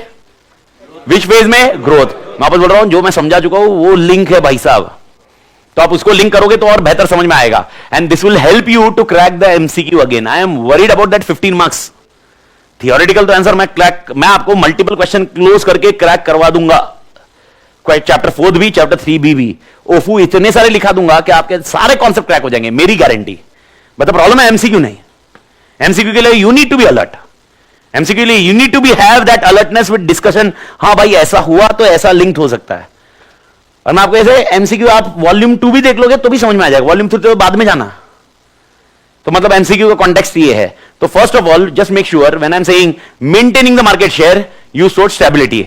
But at the same time, I am discussing stability is linked with which phase? Maturity. In maturity, market is growing. So when I say market is growing with a slow growth, then what is the context of stability? Stability का context क्या है? तो सुनिए, मेरे पास सबसे पहले मेरे पास एक market share होना चाहिए। क्या होना चाहिए? If I am not having a market share, there is no logic behind stability. So when stability is opted, when there is a market share, but which market? Existing market, existing product. ये logic base ready करो। यानी इसमें new market, new product पे आप जाओगे। हाँ, related market, related product word can be used. Which word can be used? Which word can be used? Related market, related product. I hope everybody clear मालिक? ठीक है। एक श्रुति जी का आंसर आया ऑनलाइन में कि भाई जो मैंने आपको बोला मेंटेन करना मतलब क्या? तो श्रुति जी बोल रहे हैं कि भाई एनवायरमेंट को मॉनिटरिंग करना। तो मेरे को बताओ एनवायरमेंट को मॉनिटरिंग करना क्यों होता है? Competitor. Competitor is nothing but environment. Which environment? External, जिसको नाम एनवायरमेंट ही बोलते हैं। तो एनवायरमेंट को मॉनिटरिंग करना चाहिए। स्टेबिलिटी में कुछ भी नहीं करना चाहिए। Is stability do nothing strategy? No, but being alert to the environment. Competitor कुछ कर रहा है क्या? कॉम्पिटिटर के साथ में कंज्यूमर प्रेफरेंस, अगर कंज्यूमर प्रेफरेंस बदल रहा है तो मेरा जो शेयर प्रिजर्व किया हुआ है वो भी तो जाएगा। तो कंज्यूमर प्रेफरेंस बदल रहा है क्या इसके लिए अलर्ट रहना जरूरी है? कॉम्पिटिटर कुछ कर रहा है क्या इसके लिए अलर्ट रहना जरूरी है? This is what a base of stability strategy. My few questions, few concept will मतलब कमिंग इनटू डिस्कशन। और ये चीज बहुत अच्छे से इंटरेक्ट करके क्लोज करिए। बहुत अच्छे से समझेगा तो आप एक्सपांशन को भी बेसिकली ऐसे ही क्लोज कर सकते हो। मेरा पहला पॉइंट ओके एकदम बेसिक पॉइंट में आता है। ओके, स्टेबिलिटी में which market is there? Existing, new, word बोलते जाइए आप वर्ड बोलते, ऑनलाइन पढ़ लोगे आप भी बोलते जाइए, फटाफट आपके दिमाग में बैठना चाहिए। मेरे को फटाफट आंसर चाहिए। स्टेबिलिटी में which market?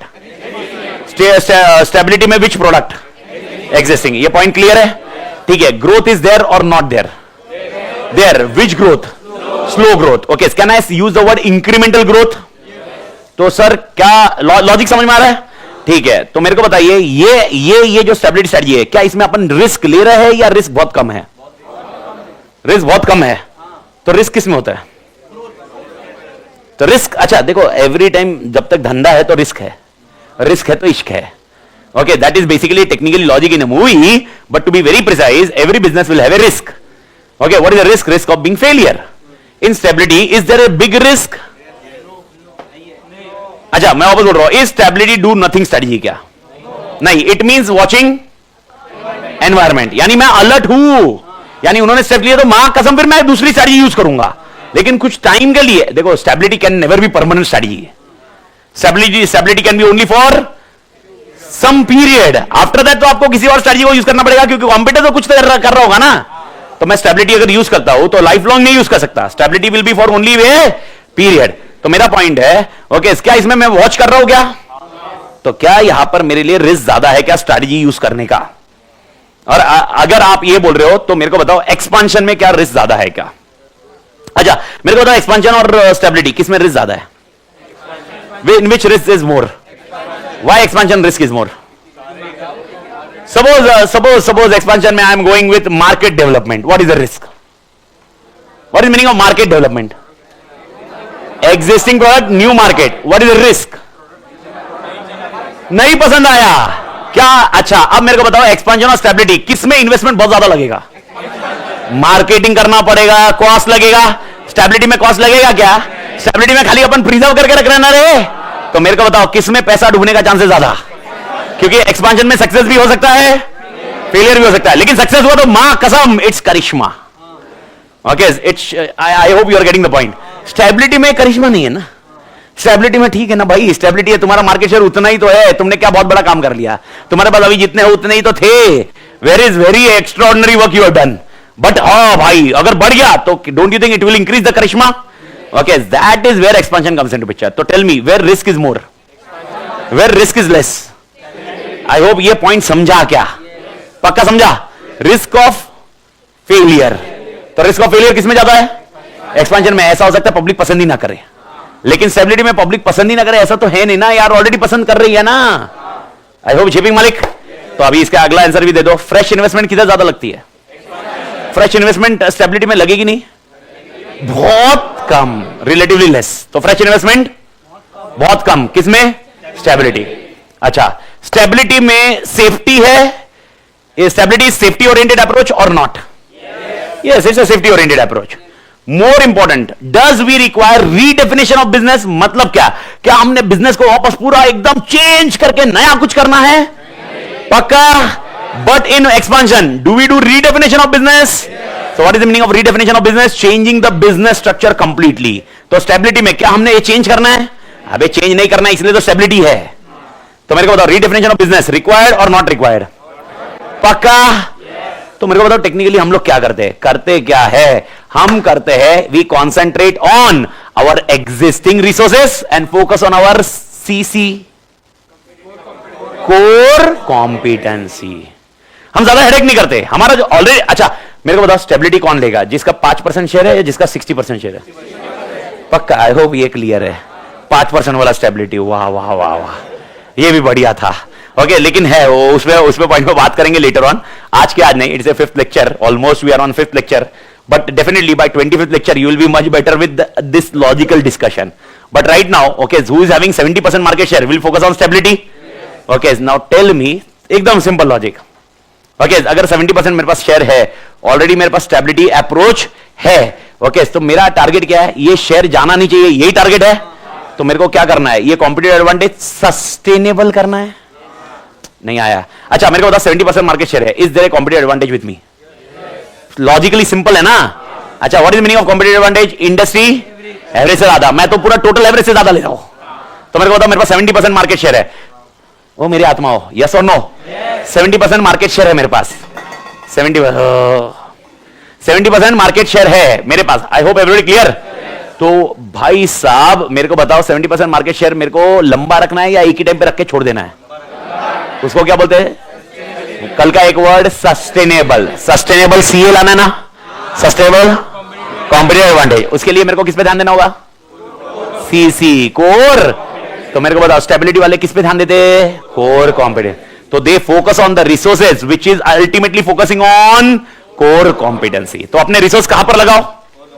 Core competency. Bharat माता की जय. छिपा मालिक इधर तक ठीक है. अब मेरा एक सिंपल सा आंसर, मतलब सिंपल सा क्वेश्चन, एक्चुअली आंसर भी नहीं है, आंसर बोलने वाला था पर क्वेश्चन ही पूछता हूं. क्या इनको प्रॉफिट्स नहीं आते? अब मेरे को बताओ, अगर मैं स्टेबिलिटी अप्रोच है, it means last month there was a 70% market share with me, this month also I want 70 only ना. Will my profit increase compare to the last month? May be. थोड़ा सा मे बी, थोड़ा सा analyse बताइए. How may be, मतलब how my profit will increase. Don't say price बढ़ा देंगे. देखो प्राइस बढ़ाया बाई चांस, देखो मैं परमिशन कॉम्पिटिशन, आपने कुछ काउंटर किया, मां कसम मैं काउंटर करेगा. प्राइस बढ़ाओगे, आप बोलोगे प्राइस बढ़ाओगे प्रॉफिट बढ़ेगा, तो आपका प्रोडक्ट छोड़ के कॉम्पिटिटर के पास जाएंगे जो 30% वाला मार्केट शेयर है. तो ही विल आल्सो फोकस. वो भी तो देख रहा होगा, वो जैसे ही तुमने प्राइस बढ़ाया ये बोला आ जाओ मेरा प्रोडक्ट बेहतर है, यही प्राइस पे खरीदना है, तो वो प्रोडक्ट क्यों खरीद रहे हो? क्वालिटी वाला खरीदो. I hope you are getting the point.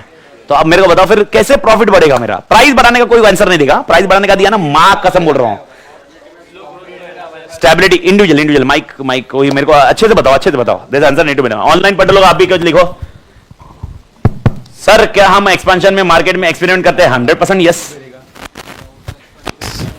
Same market share, ध्यान रखना अभिनव, सेम मार्केट शेयर. बात खत्म. यस पंडित. उसमें स्लो ग्रोथ तो है ना, इसलिए प्रॉफिट तो बढ़ते रहेंगे थोड़े. स्लो ग्रोथ का मतलब क्या है? 70 का 75 नहीं 70 का 71 हो सकता है. तो 1% प्रॉफिट के लिए मैं रो रहा हूं क्या? 1% प्रॉफिट बढ़ाने का तरीका बताओ मेरे को अभी। मेरे को आप बताओ, इतना ही मार्केट शेयर है, अगली बैच भी मेरी इतनी है, उसकी अगली बैच भी इतनी है, ठीक है। अब मैं कमाऊंगा कैसे? मैं अगर आप बोलोगे इतना कमा लिया बस है ना सर, अरे पर मेरे को प्रॉफिट तो बढ़ाना पड़ेगा ना। मैं कैसे थोड़ा सा एक माइक में लो, माइक कॉस्ट ऑफ प्रोडक्शन को कम करके, तो कॉस्ट ऑफ प्रोडक्शन को कम कैसे करेंगे? वॉल्यूम बढ़ाकर। वॉल्यूम बढ़ा के? यार आप गलत जा रहे हो यार वापस। मेरे को बताओ, वॉल्यूम बढ़ाना stability? I am very clear ना यार, स्टेबिलिटी मतलब वॉल्यूम इज ऑलमोस्ट सेम, बहुत ज्यादा चेंज नहीं होगा, इंक्रीमेंटल हुआ तो हुआ। तो स्टेबिलिटी में कैसे और बेहतर कैसे करेंगे? मैं कैसे करूंगा? हाँ, एक्सपीरियंस कब बढ़ेगा तो उससे क्या होगा?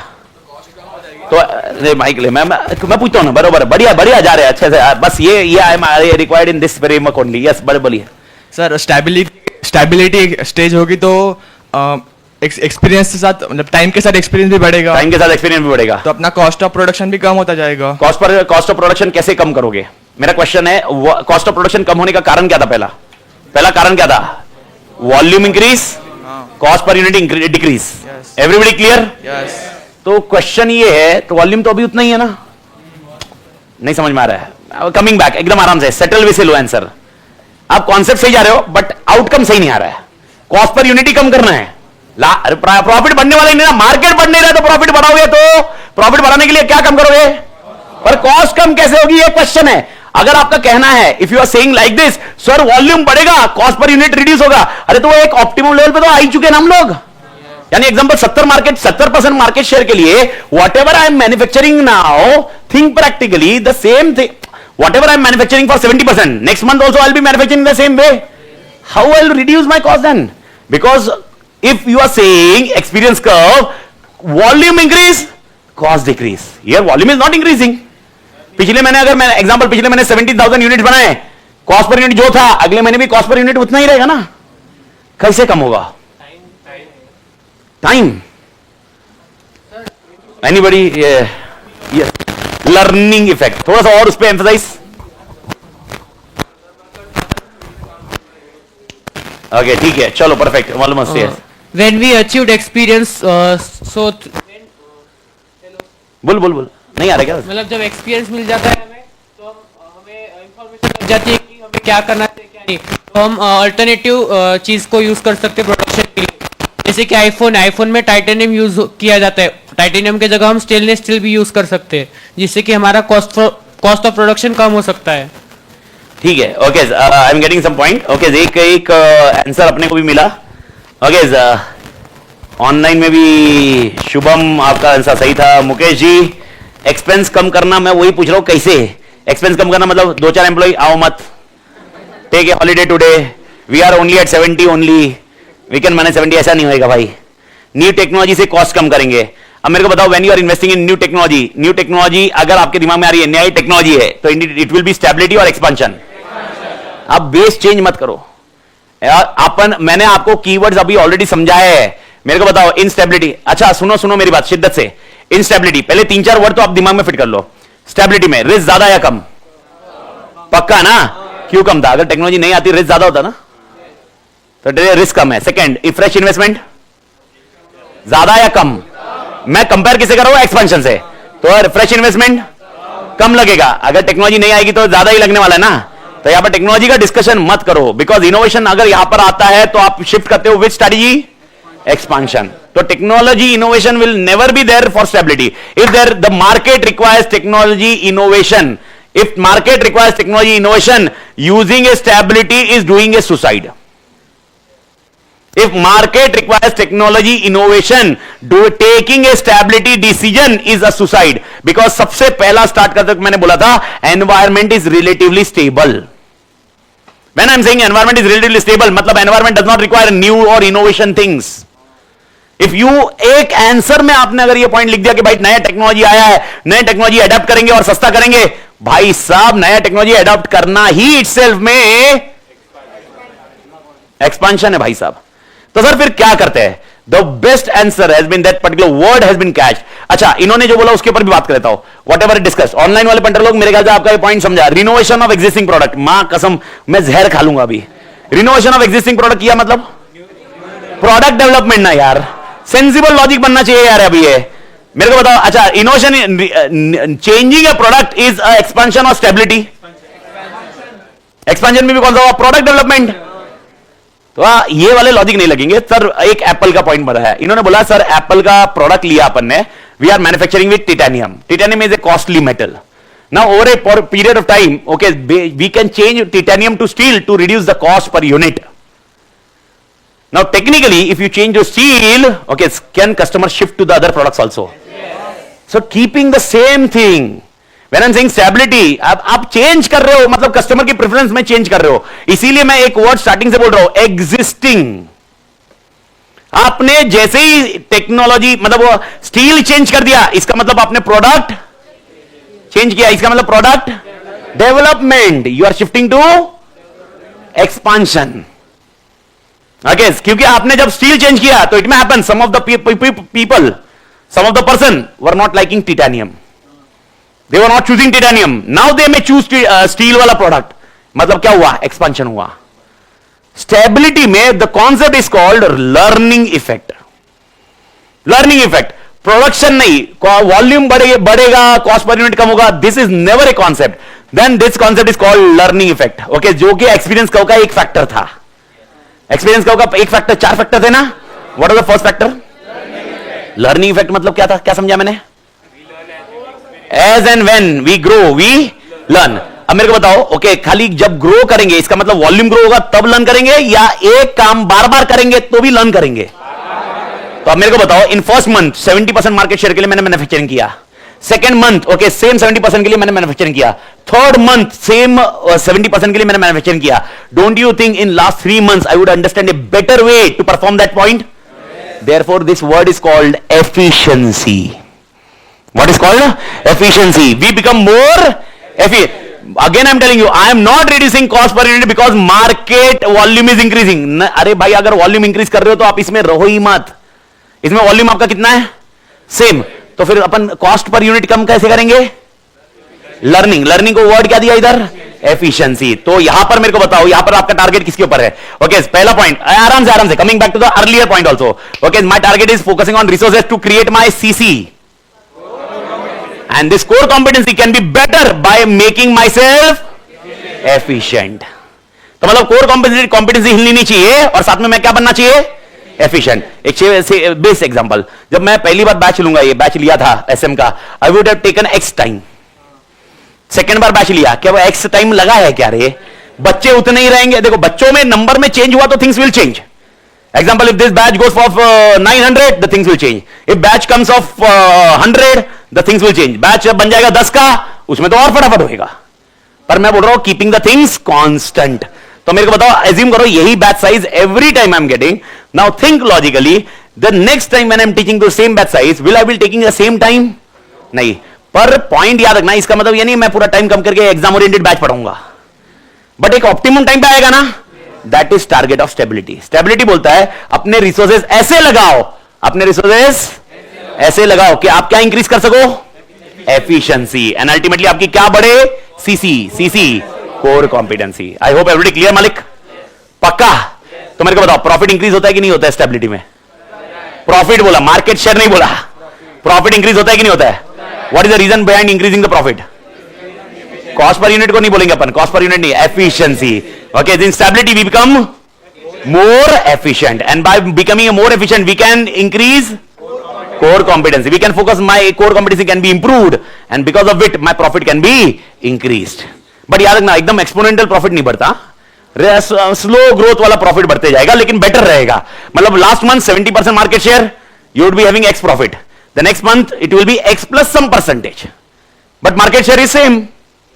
तो अब यार सेम मार्केट को डील कर रहा हो फिर भी प्रॉफिट बढ़ रहा है ना, that is main target here. I hope everybody clear? ठीक है। फर्स्ट मेरे को आप बताइए, अगर ये स्ट्रैटेजी कब यूज करनी चाहिए? I am asking a basic question अभी, जो आपको सब मालूम ही है। Okay, you tell me. Online पर लोग समझ में आएगा मालिक? सर प्रोडक्ट डिस्काउंट पे देके सेल्स बढ़ा के प्रॉफिट बढ़ सकता है। मेरा क्वेश्चन, प्रोडक्ट पे डिस्काउंट देना विच स्ट्रैटेजी? Market penetration. अरे प्रोडक्ट पे डिस्काउंट देना, आपको ये समझना पड़ेगा भाई, प्रोडक्ट पे डिस्काउंट देना इज, अच्छा मेरे को बताओ, अभी मैं 10 रुपए का एक प्रोडक्ट बेच रहा हूं और वो मैं 8 रुपए कर दूंगा, अब मेरे को बताओ डोंट यू थिंक सेल्स भी बढ़ेगा? तो सेल्स बढ़ गया मतलब क्या हुआ? मार्केट पेंट्रेशन, मतलब कौन सी स्ट्रेटजी थी? एक्सपांशन। ये स्टेबिलिटी में ना इतना रिसर्च एंड डेवलपमेंट नहीं करने का, स्टेबिलिटी में जो दे रहे हो ना उसी प्राइस पे बेचो, जितना वॉल्यूम दे रहे हो उतना ही वॉल्यूम दो, पहला ये दिमाग में बिठाओ, प्राइस वही वॉल्यूम भी वही। अब इस केस में आप कैसे इंप्रोवाइज करते हो वो देख लो, इसके वॉल्यूम बढ़ाने की कोशिश करोगे तो आप अगली स्ट्रेटजी में जाते हो, द नेक्स्ट स्ट्रेटजी।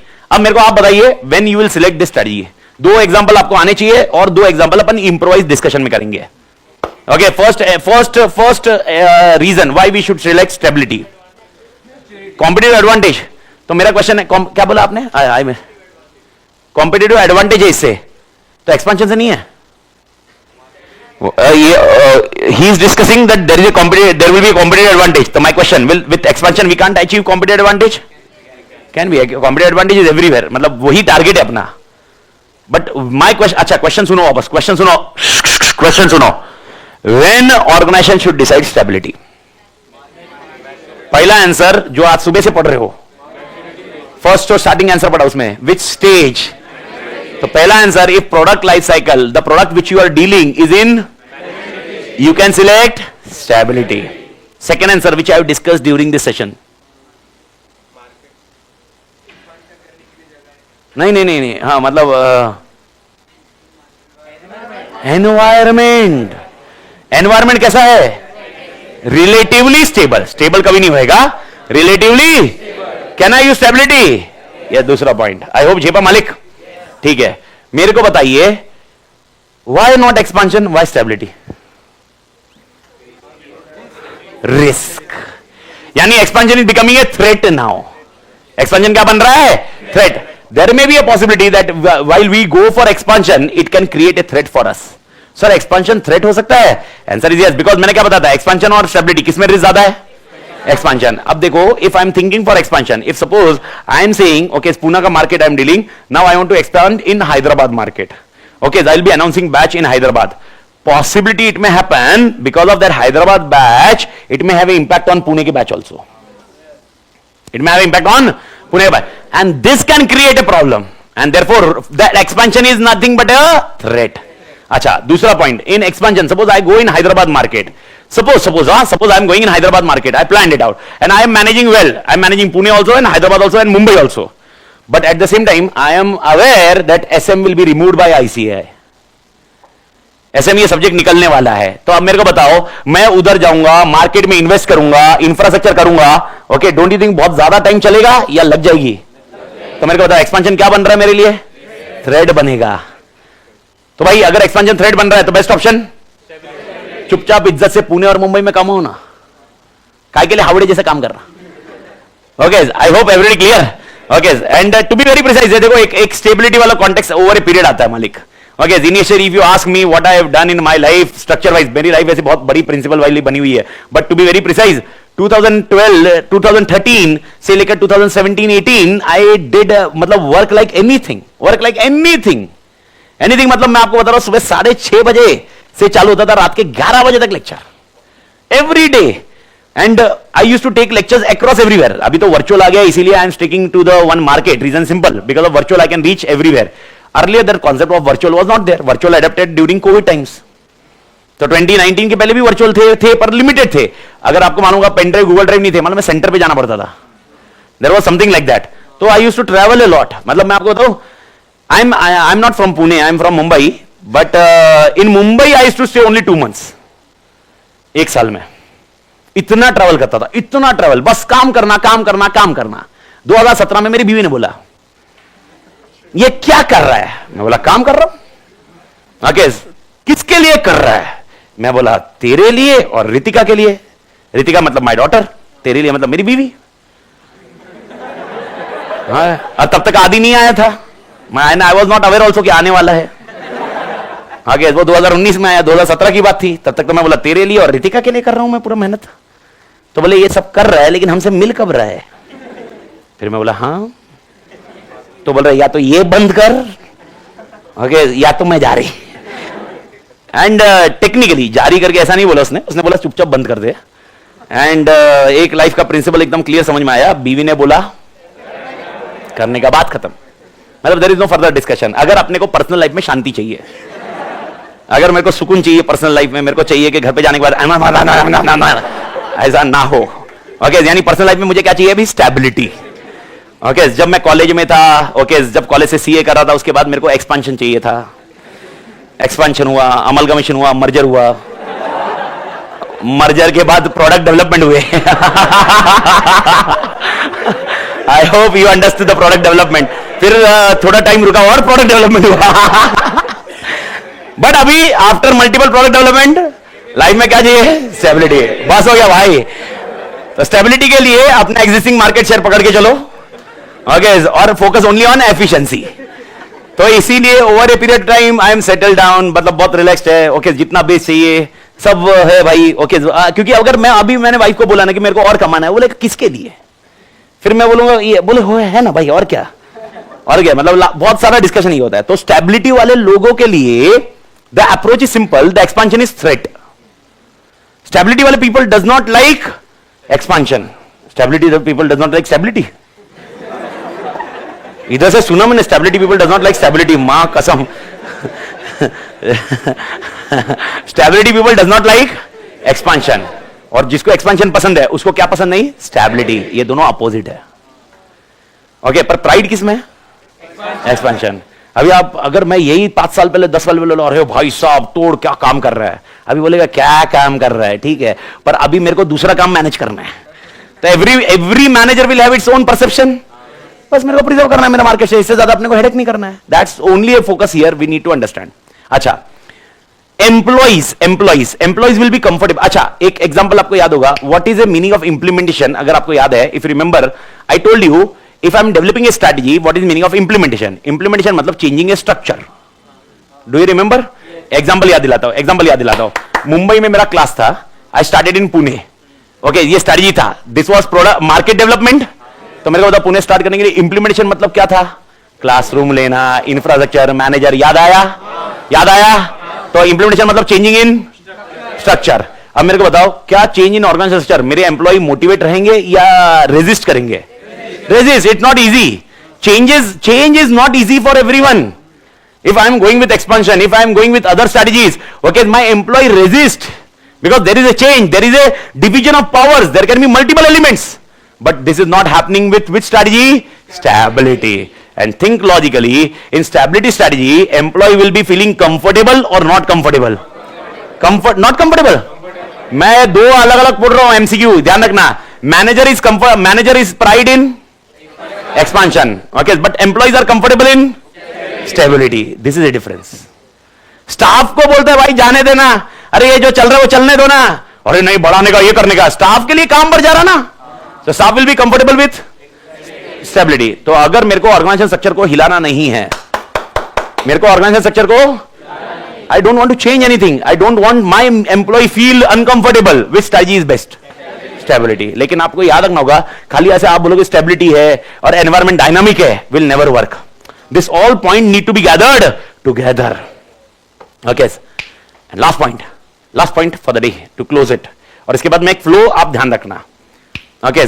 एक्विजिशन किया, एक्वायर करना मतलब क्या? एक कंपनी को okay, अपने कब्जे में ले लेने का। एक्विजिशन किया, स्ट्रैटेजी कौन सी होगी? स्टेबिलिटी या एक्सपेंशन? और एक एक्विजिशन किया, और एक एक्विजिशन किया, और एक एक्विजिशन किया। ऐसा जिंदगी भर एक्विजिशन करोगे ना, बायू बन जाओगे। और आपको मालूम पड़ा बायू का क्या हुआ? बायू का मालूम है कि नहीं? देखेंगे केस स्टडीज में अपन देखेंगे जब रिट्रेंचमेंट की बात आएगी।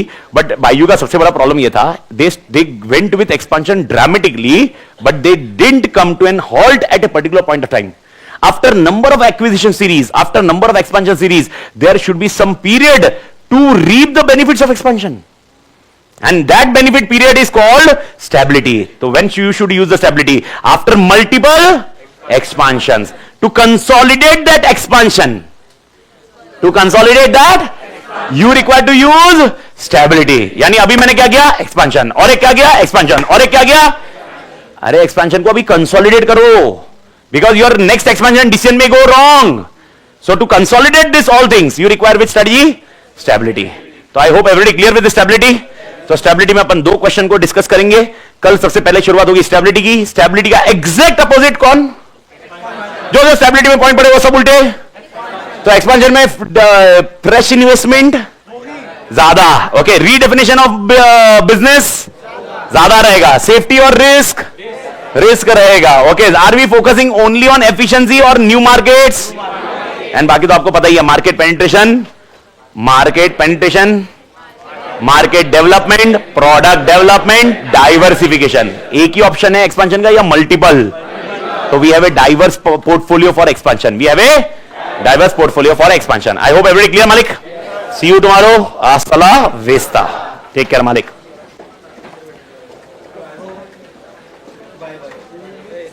ओके, एक क्वेश्चन मुकेश जी का आया, manual work shift to automation.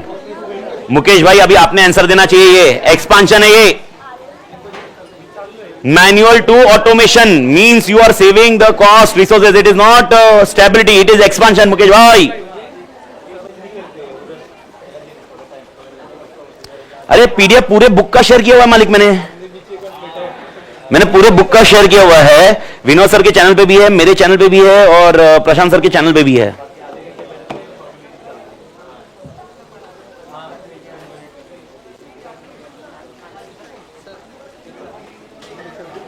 Thanks बड़ी।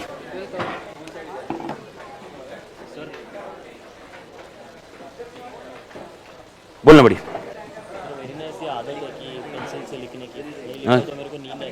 तो लिखना, लिख देगा। हाँ, परफेक्ट, बहुत अच्छा ही है ये। तो हैंड नोट्स जैसे समरी नोट्स जैसे बना कंटिन्यूस में इंटरेक्शन कर। और बेसिकली मतलब ये तो ये इसमें तू बेसिकली एग्जांपल का यूसेज जितना ज़्यादा करेगा तो तेरे को याद रखने में क्लैरिटी के लिए। हाँ, वही बेटर ऑप्शन है। ये एक्सपीरियंस को हमें प्रोडक्ट रीडिजाइन और टेक्नोलॉजिकल इंप्रूवमेंट जरा समझ सकते। प्रोडक्ट एक बना रहा हूँ मैं, ये प्रोडक्ट बना रहा हूँ, ठीक है। इसको मेरे को मालूम है इसका यूसेज में मेरे को टाइम लग रहा है वगैरह वगैरह है। जब ये रीडिजाइन होगा तो मेरे को मालूम है भाई ये बेहतर बनेगा, कॉस्ट पर यूनिट कम होगा।